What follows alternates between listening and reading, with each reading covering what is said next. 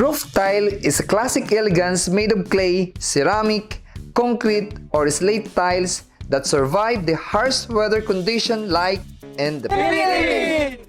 Algae and dirt damage seriously to integral parts of the roof structure. If your roof is like this and this, it's time to clean your roof. In the next video, I'm going to show you how to clean your roof tile.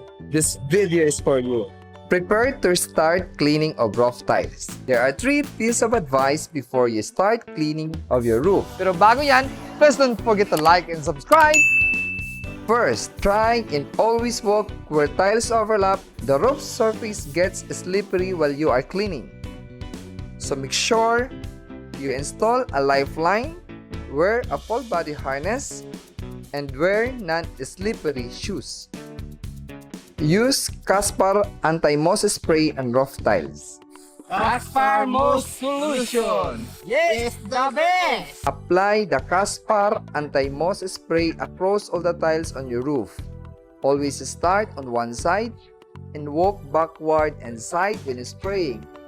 That way, you will still walk onto a dry tile. Step 3. Clean the roof tiles with a low-pressure water spray.